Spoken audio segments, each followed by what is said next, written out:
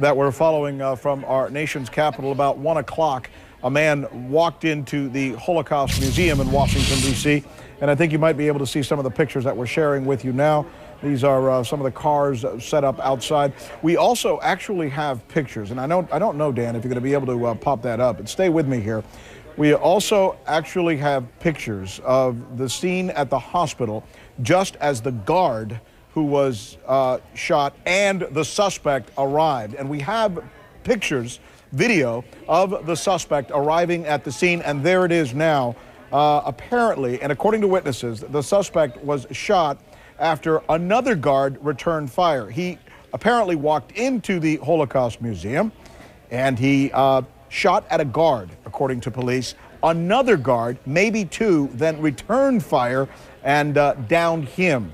There he is right now. He's described again as being 88 years old. You see him going into the hospital.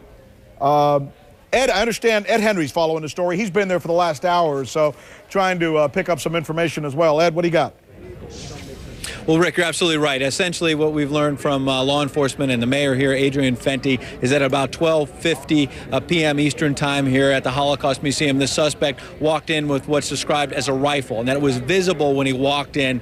And right near the X-ray machines, the magnetometers, he was met by a security guard, and there was an exchange of fire. We've been told by eyewitnesses inside the Holocaust Museum, which is just behind me, that there were 5 gunshots total. That would be the combination of the suspect's original shot or shots at the security officer and then the return fire from security personnel.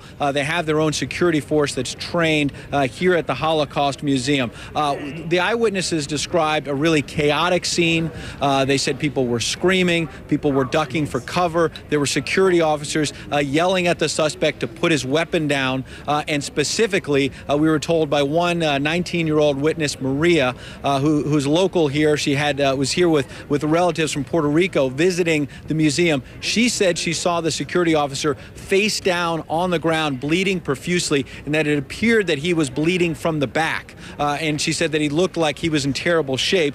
We also heard from officials here that the security guard was in grave condition, even though we haven't gotten the name of that person yet.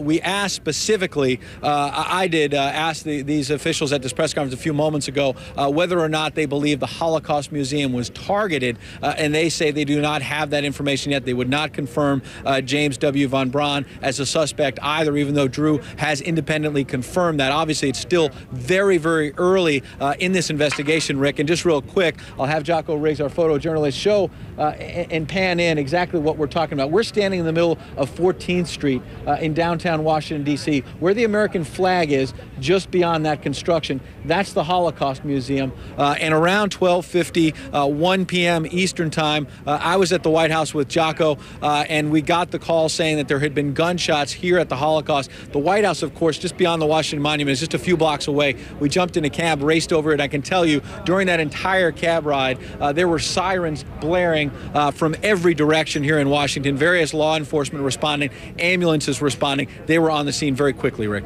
All right, Ed Henry following that situation for us. As you can see, he is one of those who was first at the scene, reporting as some of the information came in. He mentioned a couple of interviews that we have shown. We're going to repeat a couple of those for you in just a little bit, including victims or people, visitors, tourists who were inside the Holocaust Museum at the time that this happened, who described hearing the shots ring out, hiding, and then being told to suddenly make a run for it. They used the word sprint when they were asked to get out of the building. I want to check in with Rick real quick here. Hey, Rick Martin, you mind if I ask you a question? I heard you talk